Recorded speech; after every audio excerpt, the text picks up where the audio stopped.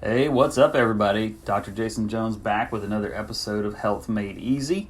Man, I am super excited for this particular podcast because this is one of the things that I've been working on for a very, very long time. But before we get to that, I do want to make one ask because you guys know I never sell anything on this podcast. I don't have advertisers or anything like that.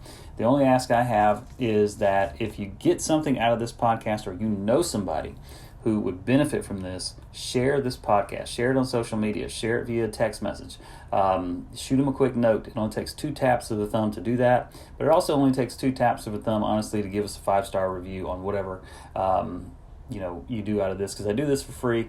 I do it because I care about you, and I do it because I want your health to go to a whole nother level.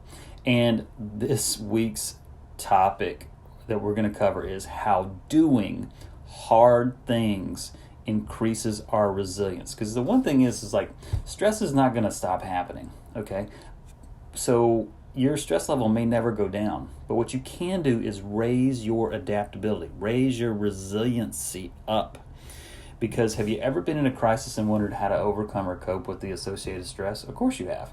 Building resilience is an effective technique for overcoming adversity, coping with stressful situations, and leading to a much better quality of life. Difficult moments are likely to impair your health, your mood, and your appearance. Building resilience enables us to regain control and cope with the stress, the trauma, the turbulence during uncertainty. So, how does doing hard things increase our resilience? Well, I'm going to tell you. While situations differ from individual to individual, resilient people tend to tolerate emotional stress resulting from difficult times so much better. Such individuals tend to find better ways of bouncing back to normalcy. I can tell you that no matter what you've been through, there's always somebody who's been through something worse than you have and overcome it much better than you're overcoming what you're overcoming now. That's not to downplay what you're going through. That's just to tell you and give you an example that it is possible to get on the other side of whatever it is you're going through right now. Because building resilience is an ongoing process with no particular fixed strategy. Okay, there are strategies, and we'll give you some, but everyone's not for everything. Every person's journey is unique, and so it's the time individuals take to attain the resilience that matters. Through resilience, we can learn to cope with hard things, cope with hard times and experiences without numbing our emotions with like drugs, substance abuse, and other unhealthy means. Because honestly, that's what most people do. It's like, why do people drink? Why do people go to drugs? Why they're just trying to not feel. They want to avoid the emotions that they have instead of confronting them and going through them, which is hard to do, but it increases your resiliency. It's basically it's short-term feeling good for long-term pain. I'd rather have short-term pain for long-term gain.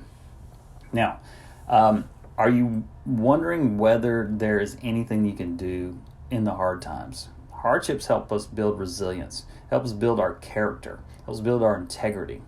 Now, one of the ways is learning to accept, the truth. Because building resilience begins by first accepting that we are experiencing a crisis. I am in this situation. I am 50 pounds overweight and I don't like it. I don't like the way that person just talked to me. Whatever that it may be. Living in denial may prolong pain, grief, sadness, and delay the healing process. Concentrating on situations we cannot control can leave us drained, more anxious, and hopeless. Once we accept our circumstances and feelings and grieve our losses, we free ourselves to focus on what we actually can control. Now, number 2, reaching out to other people. When we connect with others, especially friends, family members during adversity, we can boost our moods, relieve stress, and find something good in the change or hard things that we are doing. Having a shoulder to lean on, can help in being strengthened and build resilience in adversity. Being resilient enables us to prioritize relationships, avoid withdrawing in tough times, avoid toxic people, and create social networks. Number 3, embracing self-care routines. Doing hard things can drain us physically and mentally and lead us to serious health, immunity, and digestive issues. Self-care is an essential part of building resilience and in overcoming stressful situations. Some of the self-care activities that will help your resilience will be what I'm going to cover right now. Getting adequate sleep, exercising regularly. And I mean, when you exercise, do something really hard physically, because hard physical training is mental training. Body-mind relaxation techniques like we talked in the last podcast. Healthy dieting. Healthy dieting gives you the essential nutrients you need so your body can produce stress hormones and things like that you need to help calm your body down. And then just developing stress level management skills. Okay, another one is discovering our purpose or the meaning in our life, right? Situations and hardships should not be defined as, should not define us as individuals. We can uphold our identity, prevent hard things from overwhelming us, and handle problems prospectively by focusing on the things that instill purpose and meaning in our lives.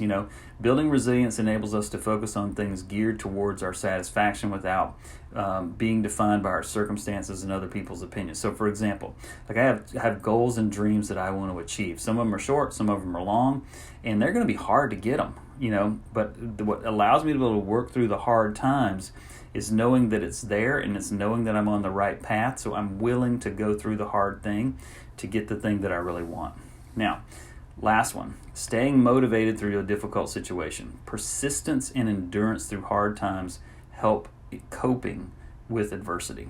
Some ways to stay motivated and persevere through tough times are learning to be grateful for what you have for right now, celebrating small little wins, small little achievements, addressing problems one step at a time, knowing you don't need to see the whole staircase, you just need to see the first step, right? You guys remember that. And then having a hopeful and positive mindset. I'll add one more to that. Talk good to yourself. Say good things to yourself. Whether you believe them or not, I don't really care. Say good things to yourself. Now, while building resilience in hard times is fundamental to recognizing our situation's uniqueness, however, we should be kind to ourselves to avoid being critics of our coping skills or blaming others for every little slip along the way as we recover. Again, everybody's on a different journey, but how you get there doesn't have to be complicated. It can be simple. Go back, listen to these tips over and over and over again, and start to put them into play in your life, and it'll make a huge change. All right, we'll see you guys on the next one. Bye-bye.